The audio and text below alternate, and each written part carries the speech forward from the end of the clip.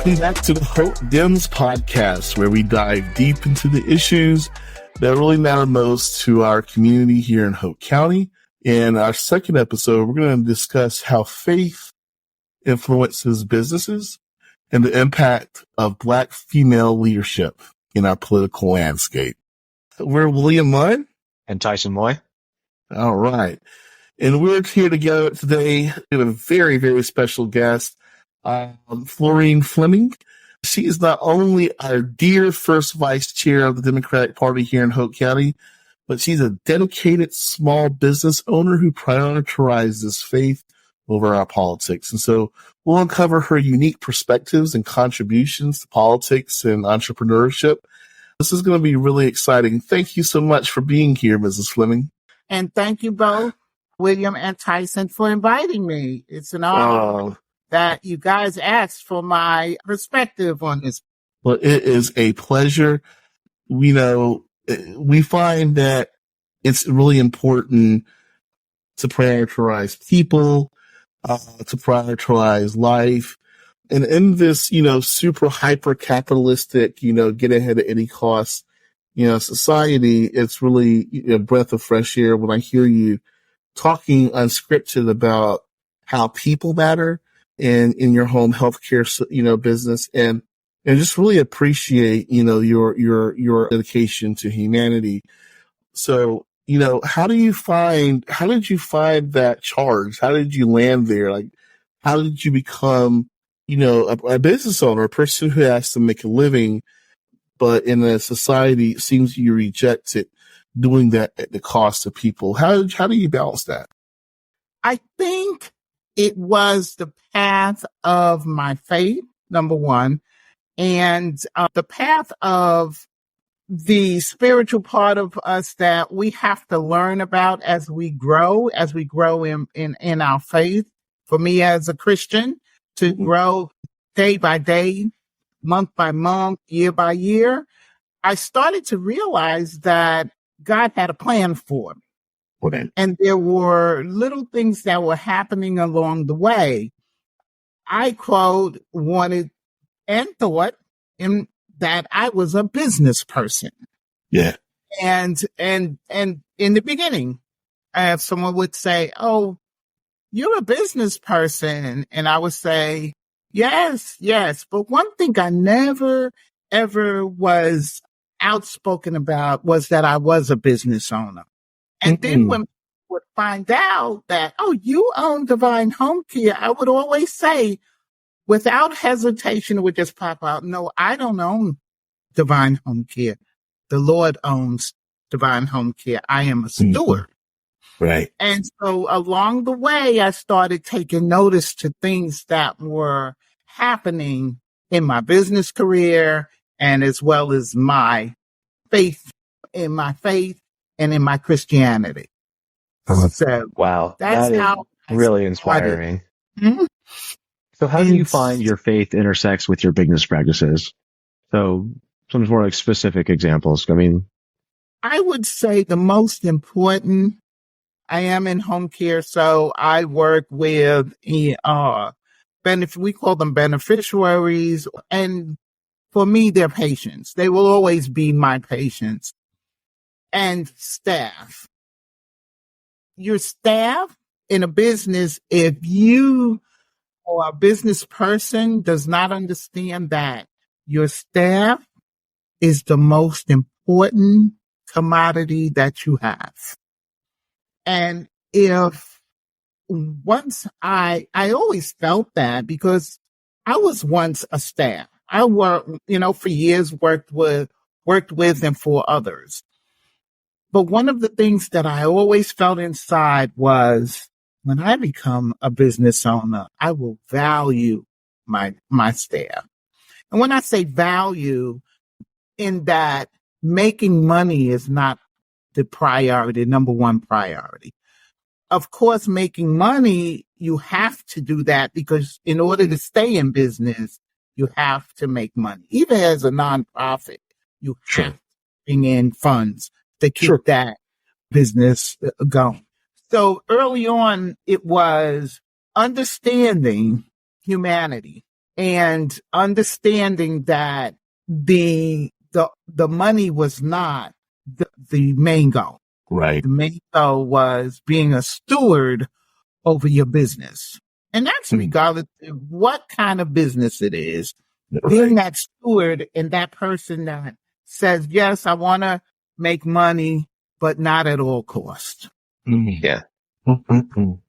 What a better society we would have if everyone truly understood that the end goal, which is to make money, is not the most important thing. And so, I really appreciate that. I think that for some ways that the Democratic Party has gotten this label of being anti-business and capitalist because we don't endorse, dehumanizing people really at the expense of profits. And so I appreciate hearing that from you. And so one thing that, I'm personally deeply committed to is community service and ensuring that everyone has a quality of life. And I think a great quality of life. And I think the thing that you nailed on the head was it's not all about money we have to eat, but it's not all about getting rich. I think people like that don't value the bank account, but you value a quality of life that God has given you. And so I thank you for saying that.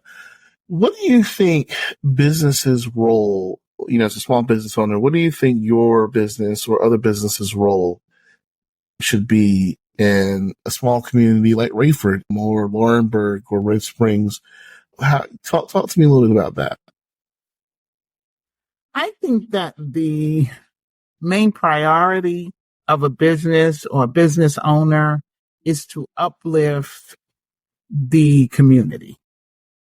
And when I say uplift, I mean them financially, because we work for the financial gain. So we can feed our families, have our homes, cars, those things. But the business owner should be focused in on uplifting the community, understanding that when you do well, the community does well. Absolutely. In that perspective, saying, if I profit, then that means I can grow, which means I can hire more people, which in turn would then have them uplift their families. Mm-hmm. That is one of the things that not only in my business of taking care of sick individuals, disabled individuals, but the fact that I can look at staff who have been with me, and I will stop in my average staff. I have some staff that have been with me 15 years. Oh my goodness. 15 years in this small town of Rayford. And they could have gone on to other agencies. Sure. But they didn't, because we believe in community. We believe in uplifting. And I think business owners need to do that, to look at the community and not only just say, oh, I'm making this amount of money and I want this and I want that and I want this, but look at it and say, how can I enhance the lives of other individuals? That is such a beautiful sentiment. I mean, it blows my mind that more business owners don't think that way, because you're thinking about the long game. You're not worried about quarterly profits next quarter. It's how does my business last for 15, 20 years, and how does it improve the community the whole time? And that is incredible. And I have the same worries and the same things that you have to worry about: taxes, insurances, workers' comp, liability, all of it. It's not just the taxes, but it's all of the other things that come along with it. But as a good steward, you understand that it's a tier. What comes? And the Bible says you pay your taxes. You pay your taxes, you will then prosper. So you pay your taxes, you pay your employees, then you pay yourself. That premise from day one, because no one walks into a business and becomes profitable right away. Right. Right. So Right. that's how I always looked at it. Pay your taxes, pay your employees, pay yourself. And then God will honor you because you're not being selfish about what you do. Mm-hmm. That's right. Words to live by. There's absolutely words to live by. Words to live by. There's a young lady at Hoke High, I'm sure, who is nurturing, caring, good with people, someone like yourself. What would you say to that 11th grader who might want to follow in your footsteps to become, the next, the next public servant that you are? I would say, number one, pray, ask God to direct you. Secondly, set your goals and stick with your goals. Research. I have seen folk go into business. They don't have a clue about the business, but they think that there's money there. I'm going to go into this business and I'm going to do this and I'm going to make all this money. Understanding that we must understand, those of us that want to become entrepreneurs, we must understand that it is a process. Mm-hmm. It is not something that just happens. It is not something that, I want to do this and it happens. It's a process. It's a learning experience. Some folk go in thinking they know it all, and it's a learning experience. It's not, I know it all. In the 20 years that I've been in this business, I have seen so many come and go. Coming. I know God is that, and that's why I keep the Lord in front of it all. Because no matter what we may face, He's there to move that mountain, to help us climb over that mountain. And I'll give you an example. In our business, in our environment, about 10 years ago, they came in and they revamped the whole process, all of the programs. And in that revamping, they did severe cuts. There were agencies that went out of business because they had gone in a direction that I can do this, this, and this, when you can't do this, this, and this. That revamping, there were certain things that were changed. Divine didn't have to change anything. Nothing. I was so proud. We were still struggling, trying to get past that break even. And we came out, and that's when I realized that, yes, you're doing it right, and to continue to do it right in that way. And so how does your perspective from business affect your involvement in the Democratic Party? What's the connection between those two? I was born into the Democratic Party. My generation. And that's ancestral Democrat. I love it. Initially. I think that the Democratic Party is the party that looks to help individuals. And it's not always just the poor. Yes, the Democratic Party has looked out for the poor. But when the Affordable Care Act passed, that was a value of great value for our country and for middle class people who were paying $1,000 or more. And by now, at that time, they'd probably be paying up to $2,000 for the coverage that they have today. That's right. The Democratic Party saved our country from COVID, that whole environment. The Democratic Party, I believe, the time when I was going to school, we had open enrollment. You could just go to college. There was no fees. It was the Democratic Party that to me uplifts our country from the poor of the poor to the wealthy. Everyone benefits in one way. And I think that's why I've always stayed. And I have thought about, should you go? Then I said, why? There are certain philosophies I just don't believe in, and I don't know that I would change. I have yet to have a president in the Democratic for any office in the Democratic, and I'm talking president because that's what we're closest to. I've never had a president, a presidential candidate in the Democratic Party that I did not like. No. Wow. Wow. Wow. Every time I say that, I think about Hillary Clinton and probably saying, ha, ha, at this moment. Yeah. But my life and my family, all of my family are Democrat. And the Democratic Party to me is for the people. Yeah. It is. What would you like to, I'm sorry, William. No, good. I was going to say, we're in an election year. What would you like to see the party run on in relation to business? Where could the Democratic Party help out small businesses like yours? I think maybe opening up centers where young entrepreneurs could come and learn business. You can get a business degree in college, but we all know I'm a registered nurse as well. What I learned in school, what I learned in school, 4 years of nursing, 4 years of business. I tell everyone I could have had a doctorate, but my path was to do what I do.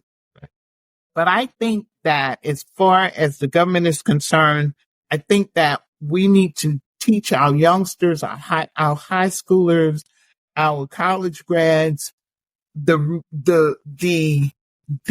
real part of business, how to pay taxes, how to understand what a federal tax, what is Medicare, what is Social Security, not wait until we are almost 50 years old and then we start researching what is really Medicare about, what is Social Security, why am I paying that?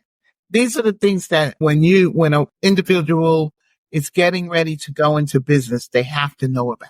They need to know it. You're 100% right. I often wish that my program were less theoretical and more practical in the sense that you go into your program and maybe by the second half of your sophomore year, junior year, you're actually engrossed, not an internship, but your program is the internship, or your program is the apprenticeship, or your program is actually running a business, simulated or real, and we're supporting, like you said, the kind of business incubators that are so, that'll be wonderful. And there are a lot of communities across North Carolina where students, instead of having to go to a centrally located campus, they could learn remotely and in their home communities and be able to immediately take those skill sets and that knowledge and establish businesses. I'm working in a community in Southern Halifax County that has, tremendous challenges, but a lot of potential, and a lot of brilliant people are coming out of that community. And I think that some of them are going to Fayetteville State University. I think that the important thing is exactly what you said. Let's not wait until we don't, when you get a driver's ed, you don't study, 4 months in a book and they just put you in a car and say, go at it. You know what I'm saying? They actually, give you an opportunity to get hands-on experience. And I think the internship, model is just too far removed from the actual real life opportunities running a business. And some businesses, CEOs oftentimes have the benefit of letting raising their kids in that business and then sending them to Harvard, Yale, or, wherever, Wharton, and then, giving them the degree. But so I totally agree with that. So, we're going to get into, local politics now. We're not going to, all of us are officers in the Hope County Democrat Party. So I'll go ahead and put this disclaimer out. By us talking about this, we in no way are endorsing a Democratic candidate in this primary season, but boy, isn't it an exciting season to see those signs sprouting up and, early vote has started. How are you all feeling now that, that things are rolling and we're moving along? we're going to go into sort of a conversational mode now. How y'all feeling about it? Excited. I think that the number of candidates and that shows that there are people that are really interested Sure. in their government. That's Yeah. I'm thinking. I had a big opportunity last weekend. I will be the friend talking about their last vacation for the next 8 years. But the Young Democrats of North Carolina convention last weekend, we had a good number of the candidates in the primary come up and talk to us. And, I won't name names, but when I heard from both attorney general candidates, I thought, oh no, who am I going to vote for? I was only familiar with the one with a little bit bigger social media presence, but I heard from the other candidate and thought, oh my goodness, I might need to reconsider or at least do some more research. And it's a good problem to have. It's a nice time to look across the aisle and think, look at the dumpster fire and then look back at, choosing between two great candidates rather than, oh gosh, I guess this is what we're doing. No, that's 100%. 100%. I remember in 2008 when Hillary and Obama were going at each other, and I was, in one camp, like all the way gung ho in one camp. And I remember talking to this wise Politico, and I was like, the other person should just drop out so we can just save us all the headache. And they looked at me and they're like, why would they do that? We're exciting and registering Democrats all across the country. And I was like, crap, that's right. Like primaries aren't, time to tear down your opponent, because your opponent could be the general election candidate. It's an opportunity to lift up the values of the Democratic Party and sell what we have, and push that to the people. And so I think it's a wonderful opportunity. And so that's why I too am excited about primary season and, in my capacity as chair, I am very careful not to show favoritism to anyone, but I'm excited of the crop that we have.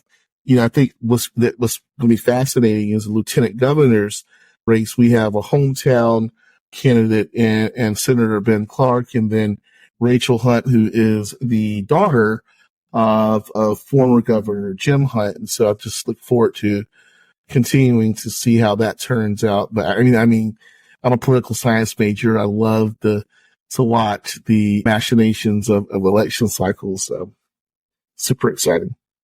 Yeah. I think this is an exciting one. I think with so many in, we'll have more registered voters. More people will register, and may the best woman or man win. That's right. That's it.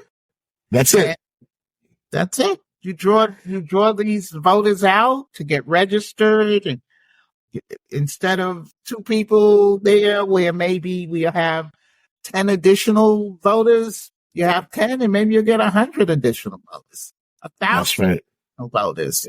And then when we have our general election, hey, we'll come out in droves. That's right. That's what it's about. So it's going to be turnout.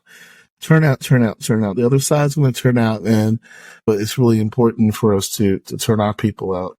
Had an interesting, early, I posted on social media today, and the Elephant Party has had quite the tough week. And so we had a special election in New York. They were filling the seat of George Santos, the serial liar, so the amusement park owner and billionaire George Santos, the carnival barker, astronaut. He actually owned, I heard y'all, he actually owned the first colony on Mars. But I digress. At any rate, the Democrat candidate, in a sense, they were calling for a close race. The Democrat candidate ran away with it. And some of the journalists there were saying that essentially the Republicans' inability to govern, and the example of, crying about the border, we producing a border bill, and then they walking away from it. A lot of that sort of shifted the voters and changed some of those on the fence to go ahead and go and support the Democrats. I just wonder Do you all think that, I mean, I think it's a fantastic victory for Democrats and a great, it's a, bellwether in a sense. I think it bodes well for us. Do you all think the border will still, let me ask you this question. This might be a little controversial. Is the border really that much of an issue? Or is it something that the Republicans have used? Because let's be quite frank, a lot of the Republicans are fearful of a changing America. And so it feels like, to me, as a person of color, that the border is a dog whistle for, the acceleration of a changing and diverse America.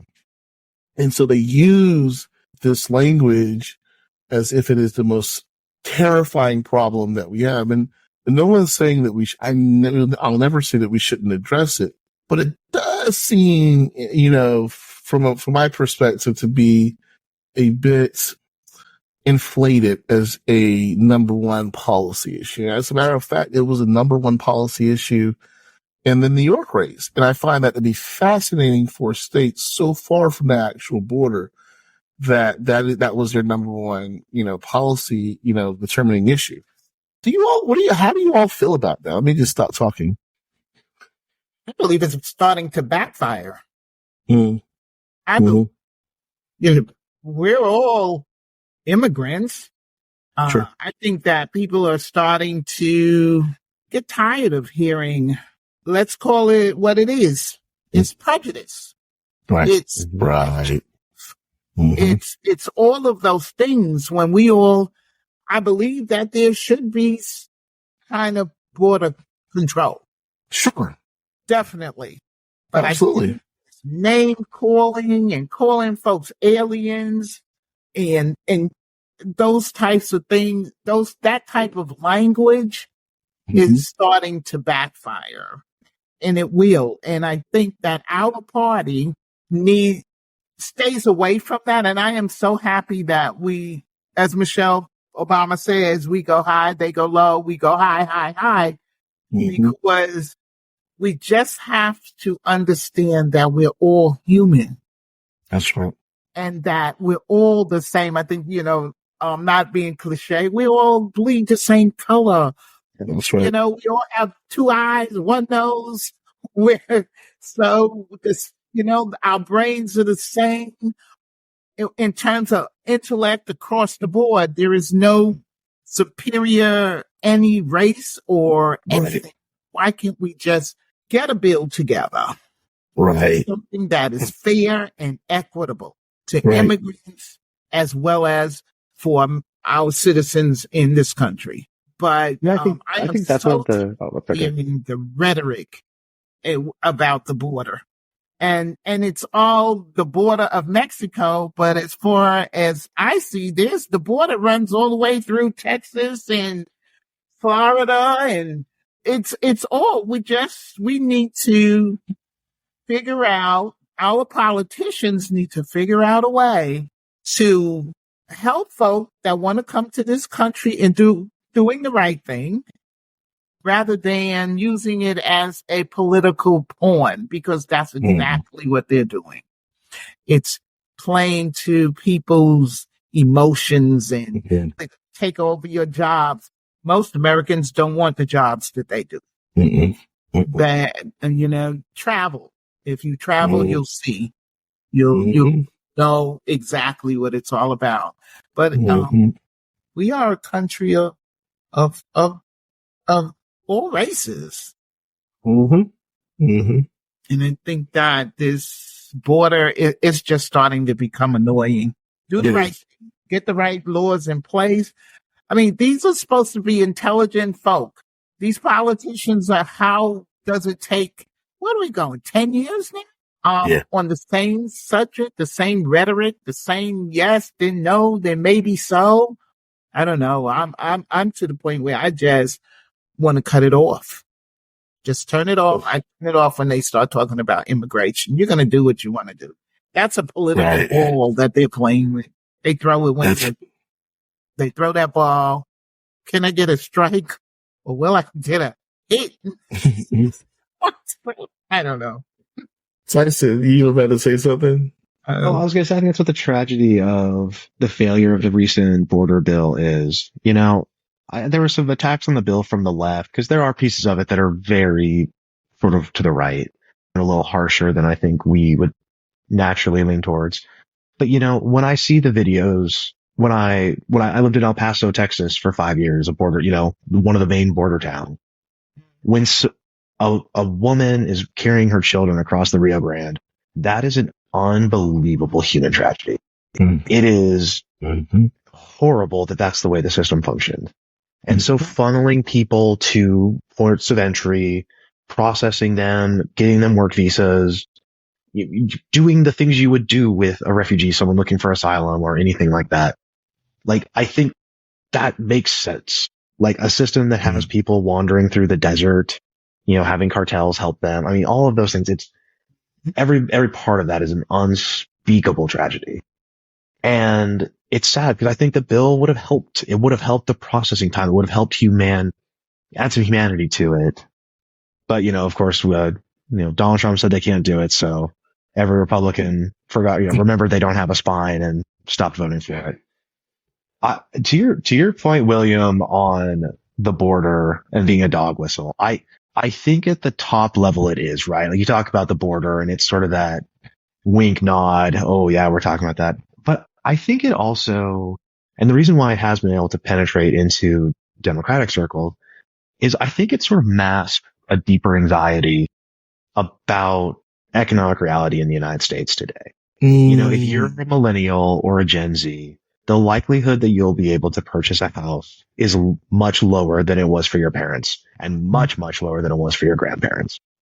Wow. And it's harder to look at globalism and the way that, the Reagan Revolution shifted money to the higher, what I mean? That is so complicated and so hard for people to understand. Whereas you can say, oh, well, there's immigrants drive down wages because it increases the pool of workers, which through macroeconomics releases, can reduce or result in lower wages. And so ipso facto, this immigrant made me lose my job and now my life is worse. I cannot afford a home because of this person. Missing that's not the reality of it. I mean, exactly like you said, Florian, like they're not taking your jobs. Like most of these immigrants are here on work permits legally. Or have work permits from Mexico and the United States. They're working in agricultural, work, which is backbreaking, which is very difficult. And they're doing it to give themselves a better life. They're not, it's so, again, living in El Paso for 5 years. El Paso is the third safest city in the country, year after year after year. There's very little crime. It's beautiful. The community is really tight. And yeah, there's immigration and it doesn't like the quality of life for everyone is pretty dang high in El Paso. It's not this sort of Republican nightmare that they would go to. The last thing I wanted to say, I think it also just absolutely reveals the failure of our foreign policy in Latin America. Speak to it, man. So I have two pieces on it. First, I think history will view these people coming to the border as the first climate refugees. Earth is becoming hotter. It's affecting where they live. And if you can't live in your family house anymore because the climate has altered and changed weather patterns or what have you, where are you going to go? Are we going to look at these people and say, hey, you and your family just have to die here because, sorry, you can't come to us? No, you're going to figure something out. And then two, Venezuela is the current example, right? The maximum pressure campaign under the Trump administration, oil prices crater in 2020 and 2021. There's no food on the shelves. They can't, the trade imbalance becomes unsustainable, inflation in the triple digits. And again, would you sit there while your kid's starved because some people in DC are going to be mad about it? No. You would pick them up and you would make sure they get fed. And if it means walking the entirety of Latin America to the border for a better life, I would say I have a tremendous amount of respect for those people. And to dehumanize them and to treat them like that is just, again, every time it's a human tragedy.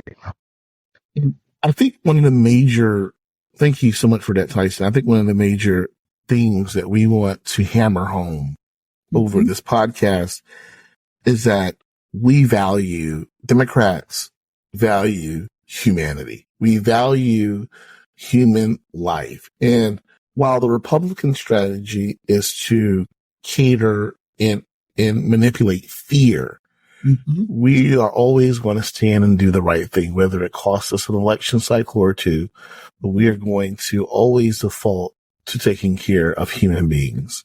And so we hope that the American people will reward us. We have chaos and fear on one side of the ballot this year, and we have experience, we have compassion, and we have humanity. And a governing class on the Democratic side that recognizes we are moving forward in this future and not drill, baby, drill just to own the liberals, not, send them back just to own the liberals. Those aren't policy solutions. And I think, again, that's why we're here, why this part of this is part of the national discourse in the first place. The Republicans don't really have anything to offer the country in terms of a vision. Like, what kind of vision do you get from them? I don't see anything worth, they're not promising a new green economy. They're not talking about, making folks' lives better, learning new trades. It's all about hurting people. And that's really, I think, a theme that we're going to hit on a lot, over this election cycle. So I appreciate you all speaking to that. Another thing that happened today was that, the Donald Trump got hit with a $355 million fine, given, I think it was his, mishandling of his business in New York. Lots to think about there. I read a couple of pieces, analysis pieces about how dangerous, a person would be if they had access to sensitive material, and how they may be willing, in an effort to raise this money. I think we all have questions about really how rich Donald Trump was, considering part of the order and part of the judge's, ruling was that he misrepresented how rich he was in the first place to get loans that he should have gotten. Mm-hmm. We should be concerned about, his putting him in a position to sell secrets to, other nations. So, yeah. So, yeah, absolutely. Just seems so strange. We haven't even approached the topic that, he stood up in a rally and told his supporters that he would encourage Russia to invade NATO members if they didn't do what they were supposed to do. So that's a whole other conversation. But $355 million, do you think that this starts to another loss in the courtroom? Do you all think that this starts to peel off the veneer? Does it change the complexion of the race? It's a lot of money. And, for a person who prides themselves on winning, I mean, do y'all think it has any kind of impact on his base or, disillusioned voters who may not be thrilled with Biden and were considering Donald Trump? Well, I say, number one, a no vote for Biden is a vote for Donald Trump. 100%. As a small business owner, when I hear him say, "Oh, I paid so much taxes," I sit back and I wonder, is he talking about Medicare and Social Security? Because your profits were hundreds times more than mine. Okay, thousands more than mine. Okay, tens of thousands. Let's some zeros there. Sure. And I pay taxes. Yeah. Other than Medicare and Social Security match. Right. So when he screams about the taxes that he's paid, is he talking about his matching Medicare and Social Security? Because if you've made so much money, what did they say that he paid in taxes last year? A few hundred, I think it was. Like $700 or something. Yes. Yeah. So tell me, we work on the same principle of business. Am I correct? Whether you're a small business or a large business, you too. why paid way more than that. Not way, but enough that I had to say, oh, I got to write this check. Right. Believe that this man is screaming about the taxes. That what did you pay? The only taxes that he's paid is his employee tax. Yeah. That's it. Wow. That's what I believe. Now I don't know. I have not seen his taxes. Tried to keep them as secret as long as he could, fighting them in court. But if he I wonder paid why. $700 on his revenues, he didn't pay any taxes. None. From my perspective as a business owner that pays taxes. Right. I always say that to myself when I say that. I'm like, he's screaming about all the taxes that he paid. What taxes is he talking about? Okay, I know what taxes. If you pay how much did he pay taxes? Hey, $700. $700 or something. I mean, just absurd. And what's so sad is tonight, this evening had a press conference. Did you guys see it? No, Lord. And No. Miss James is a this and everybody is corrupt and the judge is corrupt. And I'm like, where's his psychiatrist? Where's his mate? His psychiatrist is having a few drinks. I mean, oh my goodness. Could you imagine talking to that guy about his problems?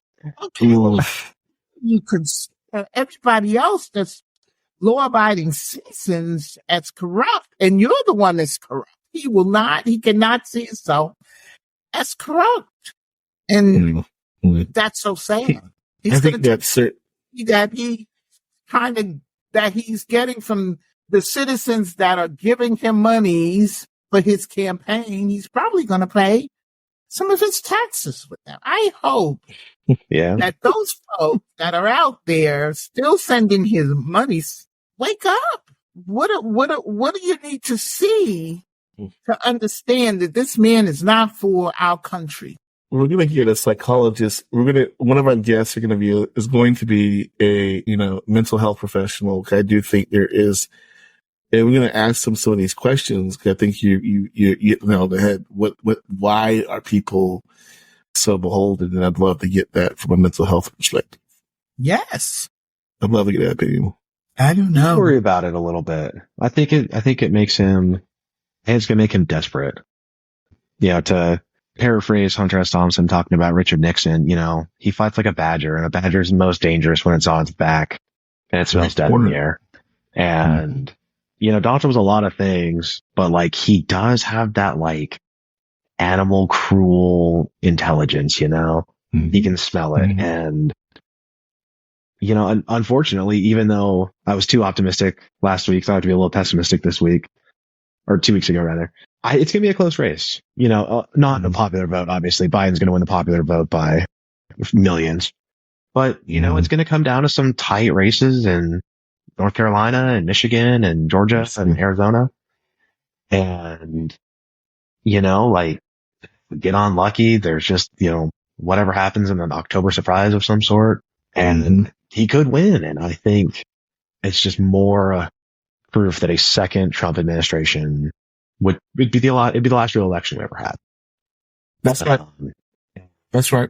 The things he would do in his second term, because he's going to have a better, he's going to have a better structure of government around him this time. Better in the sense of more capable. The Heritage Foundation talking about their 2025 project of filling the civil service with just the worst people that could be in civil service. And this is just another data point, another thing where, we've alluded to Navalny a couple of times tonight. Things aren't like that. People are not getting assassinated until all of a sudden they are.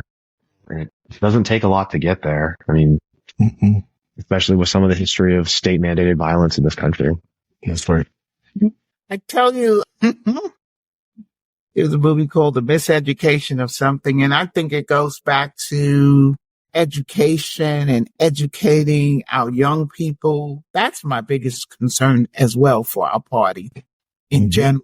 is educating our young people to the history of this country, not just the Civil War, but the history of voting rights, the history of women not being able to vote, the history of Black people not being able to vote, the history. And when and this may be a turn to something else, but I interrelated in my head those folks that are trying to get rid of all of the books that have history that our children, whether they're Black or white, are going to miss out on. And when they miss out on that, they also miss out on the importance of voting. Mm-hmm. There is so much integral into the history of our country when it comes to the Civil War, slavery, indentured servants. It's so many variables that our children will not know about because they're slowly taking things out. That segment of people who I believe want to turn our country into a country where we have a Mona. I really believe there are here that want that to happen. And we, as Democrats, have to really, really push and try and stop these folk from taking our history away from our children. History, change. And when you take, my belief is that when you take the history away, you change the history. Absolutely. Yep. It becomes, whoever is. Yeah, absolutely. It's going to be a close watch. I do think, I'm going to take the optimistic tack this time. And I do think that there are going to be many weeks of unforced errors, and we're going to, it'll be very interesting. It'll be interesting, much too close to, for us to be comfortable at any point. But, this is where we are. Well, I have a question for you too. Oh, go ahead. It's going to win by a landslide. I really. There we go. There we go.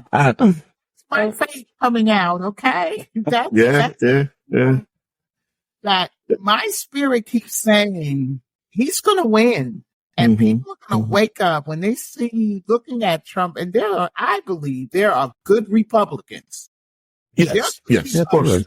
There are people who are Republican that they may not have the same politics as we have, but they do have morals. And we can't take that away from a person because they're Republican. But I think that there are a lot of Republicans that are tired of him. That's 100%. I respect Christie. Was Christie? Yeah. Yes. Speaks up. That's right. 100%. If there are some folk, they try to push them down on, maybe they'll stay quiet. They're the ones that's going to go in the booth and change their vote. Hopefully. Hopefully. That's what we have to pray about that. That's right. Scripture that says Philippians 4:13 says that all things are possible. Right? For those who love the Lord. All things are possible. All things are possible. Yeah. Faith and belief gets us to where we need to be. And, that's right. And I know even as a businesswoman, if I didn't have the faith and the belief that God was going to be there for us, and when I say us, I mean anyone and everyone that was ever involved in Divine Home Care. And I don't know if I was supposed to say that, but it just came out. No, please go. But I just believe that in my faith says Joe Biden has this. And they could say he's old. They could say he's this. But he have people. It's not only Joe Biden. No. People that are around him as well. Just like they tried to trap him with him and his son. I believe the other day I read that was out. That's right. They were honored and Trump was dishonored. So that's it. People are going to wake up. And if they don't, then we have to say shame on you. Shame on them. That's right. Shame No, on- you're right. You're right. That was yet another thing that happened this week. That the FBI informant who lied, was so charged. So yeah. Tyson, you were about to say something? Well, so I feel like, wow, if we just clipped the episode ending with you talking about Joe Biden, with your faith, having you think Joe Biden's winning, I think that'd be a perfect ending. I don't even know if I should ask my question. But so, yeah, I'm a little bit on the foreign policy side. William, you brought up Trump saying he's going to, threaten NATO countries if they don't pay their dues, which is not a thing in NATO. So NATO countries are supposed to spend 2% of GDP on militaries, defense spending. You don't have to, though. There's nothing in the NATO charter that says you have to. It's a goal. It's a nice goal. Most countries hover between 1.5% and 2.5%. We spend 3%. Poland spends 3%. I think the UK spends like 2.5%. Anyway, that's by the by. But, in my 2 deployments to Iraq and then to Poland, I have worked with every NATO member country, either in their capacity as a bilateral partner in Iraq or with NATO itself in Europe. I am NATO's biggest fan. If you don't follow them on social media, NATO's social media stuff is some of the coolest, will hype you up for NATO. Highly recommend. But so it's important. It's important for a million reasons. The Biden campaign rolled out an ad this week about, NATO is how we won the Cold War. Every president stood up in NATO. Article 5, which is the collective defense, an attack on one is an attack on all, has only been activated one time. And it was 9/11 when the United States was attacked. And every single NATO country answered that call. Wow. Every single NATO country sent troops to Afghanistan. Every single country sent first responders, firefighters, help to the United States after 9/11. Yes. That's incredible. For us to even be discussing leaving is it's disgusting. Like, that's something like I'm like getting mad thinking about it. But I'm a nerd and I have a personal connection with NATO. How do you think we communicate the importance of NATO to someone in Hope County? Tyson, I'm going to go out on a limb and say that there are a lot of folk in Hope County who are just like you, sir. And and who serve and who can take that message and educate all of us. I didn't know that. I didn't know that about 9/11. I didn't know. And I didn't know that, they answered the call. They went to Afghanistan. That this treaty has in effect defended democracy, in the free world. I didn't know that. And I think sharing it as you have will open up a lot of eyes and also eliminate just how dangerous and compromise, Donald Trump is. Yeah, man. Tyson, shout out to you for that perspective and, just sort of centering us. I think you're right. We have to, look at this election through clear eyes, but I think as we have a lot of opportunities, coming our way and unforced errors. We're just sort of wrapping things up. I was just thanking Tyson for that perspective. Did you have sort of a response to his question?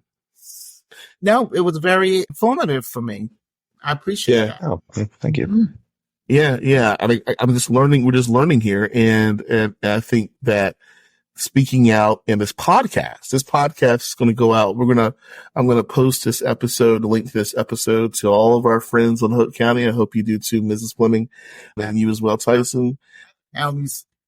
Absolutely.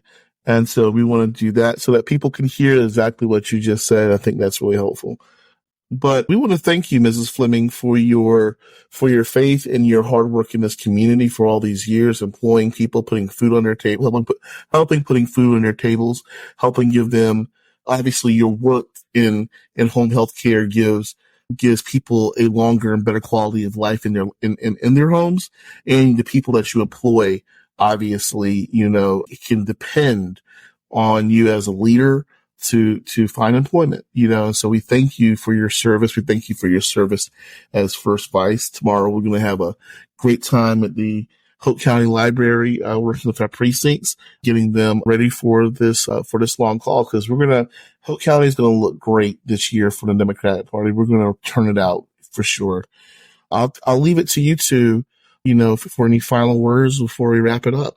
I wanted to thank you. That was amazing. And thank you so much for your time. Also just wanted a quick shout out. We are a couple of events coming up.